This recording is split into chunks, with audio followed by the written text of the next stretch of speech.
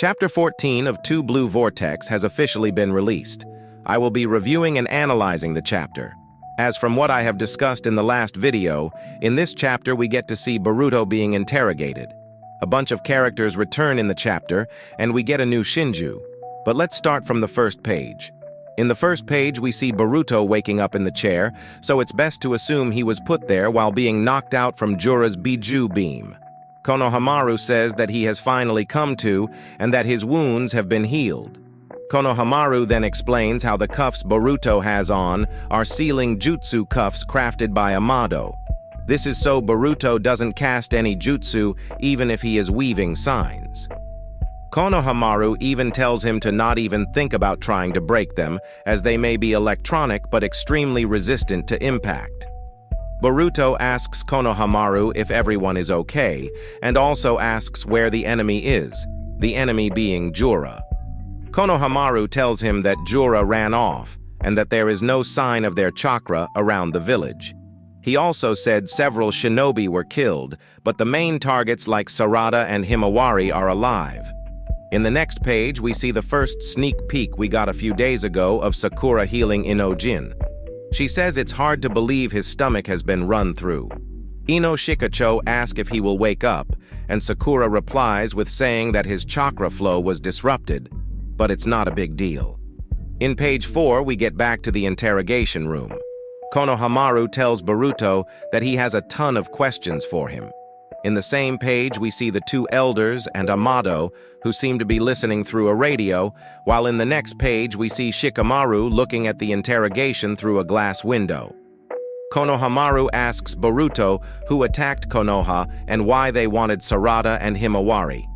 We then switch to the home base where Kawaki, Ada, and Demon are in. Ada tells Kawaki that the interrogation has started. Demon says that it's not looking good for Kawaki since Boruto could just say the truth being omnipotence. Demon adds on about this, saying that even though no one will probably believe that their positions have switched, Kawaki still lied about Boruto killing the Hokage. Kawaki replies with that whatever Boruto says, it changes nothing, as it is still his fault that Naruto disappeared. Kawaki then adds that Boruto is a dangerous Otsutsuki who would rampage at any moment, and that killing him is the only option, whether it's now or later. But before killing him, they need to extract the intel he has so they can deal with the Shinju.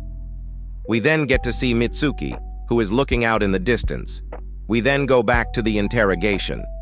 Boruto has explained who the enemies are off-screen, and Konohamaru seems nervous. Boruto then says that each one reflects the chakra of a person devoured by the 10 tails and turned into a tree, like Hidari being the clone of Sasuke. He also mentions Matsuri, the clone of Moegi. Boruto then tells Konohamaru that Matsuri's goal is to devour him. Amado then jumps in and talks about the intended purpose of the 10 tails, to devour an Otsutsuki and become a divine tree, drain the planet's chakra with its roots, and produce a chakra fruit.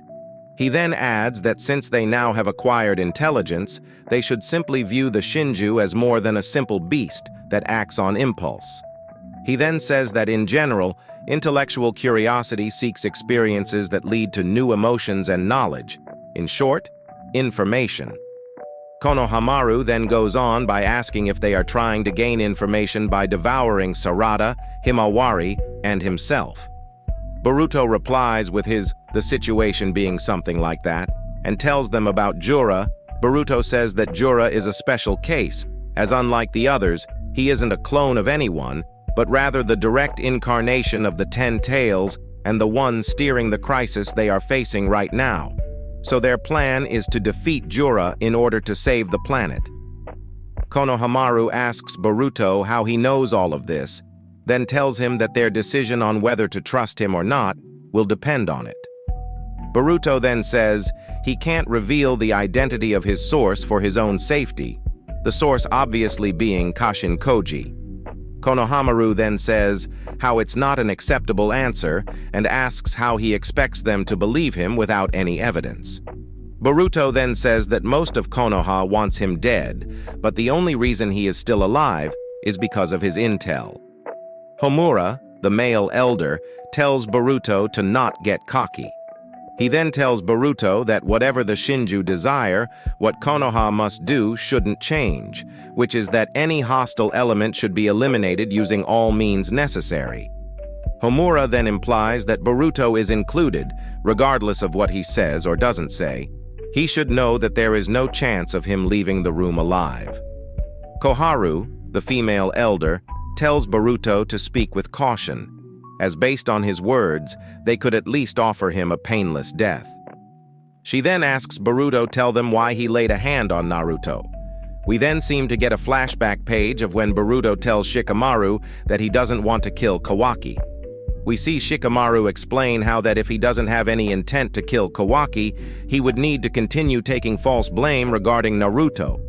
He then says that seeing as blank lies with Kawaki, he would like to avoid making him feel cornered again, which means not exposing what he did quite yet. This panel shows that omnipotence is slowly getting to Shikamaru, as he is starting to forget points in his memory which made him believe the truth, being that Boruto is the true son of Naruto. To be honest, I don't exactly know what he is referring to, but if I had to take a guess, it would be that in this case, he meant to say Naruto's effect. I say this because Naruto changed Kawaki's life for the better, as he saved him from Ishiki.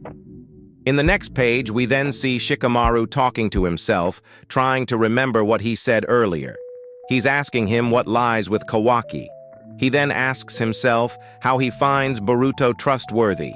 He then says he doesn't know, but somehow he is convinced that Boruto is Naruto's true son, and that he remembers deciding to believe that. By this page, we can confirm that Shikamaru might have actually forgotten important parts of their conversations about Boruto's true identity, thanks to omnipotence. The only reason he seems to still believe Boruto is Naruto's son is because he remembers trusting him. So in a way, Shikamaru is still breaking out of the omnipotence, which is a good sign. Later down the line, we could see Mitsuki having a similar problem, but would remember his decision to whether he should believe Boruto or not in the conversation they had after fighting. Boruto then says that he didn't kill Naruto. He says that both Naruto and Hinata are somewhere safe. Koharu then asks that out of all things he could have said, he said that they are somewhere safe? She then asks where that place is and asks why they need to hide. Boruto doesn't budge. He then says he doesn't intend to reveal anything to them, and that he hasn't told a single lie. Homura calls Boruto an insolent brat and asks him if he seeks a painful death. Ikibi starts walking up to him and seems to start taking charge to questioning Boruto. Ikibi says that they are finally doing a real interrogation. In the same page, we see Shikamaru using the mind transfer jutsu to ask Ino how Inojin's doing. Ino tells him about Inojin, but then asks Shikamaru if he contacted her because of Boruto. Shikamaru explains how things aren't good, and that he wants to talk to him off the grid again. He asks Ino if she can pull him into their transmission. Ino starts questioning him whether it's an order and says that they are breaking regulations and that every mind transmission needs to be reported. Ino then asks why he cares about Boruto. Shikamaru tells Ino to trust him. He tells her that he isn't ordering her as a Hokage, but as a friend. Ino doesn't budge and doesn't accept his request. In the next page, we see Ikibi asking Boruto to tell them where Naruto is since he is safe. He then tells Boruto that if he doesn't answer, his claim isn't going to fly, and that he will die as a disgraced Hokage-killing traitor. He then grabs head and slams it onto the table.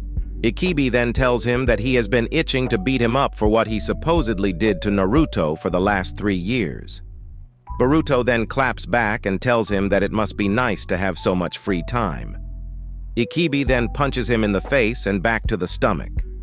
Shikamaru tells Ikibi to stop and implies that Boruto isn't the type to break under pain. He then suggests using venom and asks to summon Mitsuki into the interrogation.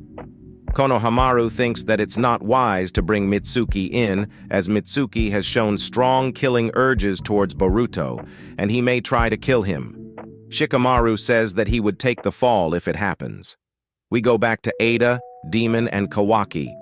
Ada says that it doesn't look like that Boruto's planning to rat out Kawaki, and that he seems to be trying to protect his standing in Konoha. In the next page, we see Mitsuki near Shikamaru. Shikamaru puts the code to open the door, and before Mitsuki goes in, Shikamaru holds his hand and asks him to remember that he is a shinobi, and that this is a mission, so he has to control his emotions and perform his duty. Mitsuki then walks into the interrogation room. Konohamaru tells Mitsuki about the situation of Boruto hiding intel and asks him not to kill Boruto. Boruto then looks up to Mitsuki and asks him if he is still idiotically searching for his son.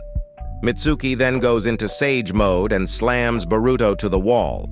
While doing so, he sends a snake to unlock the cuffs Boruto has on. Mitsuki tells Boruto where his stuff is in order to teleport to them and escape. Boruto then casts a sign, but before teleporting, he tells them that he doesn't see any of them as foes. He also says he can share intel as needed, which he will decide. He then teleports away.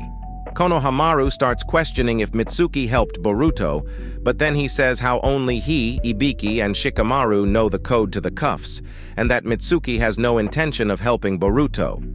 As so he thought at least. Mitsuki gave Shikamaru a piece of paper. This paper is obviously the code to the cuffs, which Shikamaru gave Mitsuki when he held his hand. In the next page, we see Boruto teleport to where his stuff is. There are two shinobi guarding them. Boruto tells them not to feel bad as it's not their fault, and then teleports again. We then see Shikamaru in front of the elders. The elders are mad at him for letting Mitsuki go in, and that his actions will have lasting consequences from this. In the next page, we see Shikamaru in the Hokage office looking at the distance when Sarada and Sumire come in the room to ask about the interrogation. Shikamaru tells them that Boruto escaped. Shikamaru then receives a transmission from Kankuro. Kankuro tells Shikamaru that Gaara and Shinki have been taken down. Kankuro also says that Shinki has turned into a tree and says that both of them are alive. He then asks Shikamaru for a hand. This could mean that we will finally leave the hidden leaf and expand onto the story. By what Kankuro said, it seems like only Shinki was turned into a tree, while Gaara is still safe. In the last page, we see the Shinju looking at the new Shinju member. Jura asks how he is feeling. The new Shinki clone is officially called Ryu. This chapter was good. We took a break from the action, got returning characters, as well as a new Shinju. And most importantly, we are finally getting out of the leaf and expanding throughout the world. What did you think of the chapter? Leave a comment down below to let me know your thoughts. Make sure to like and subscribe for more content. Also, make sure to read the chapter for things I may not have included into the video. But anyway, thanks for watching. See you guys next time.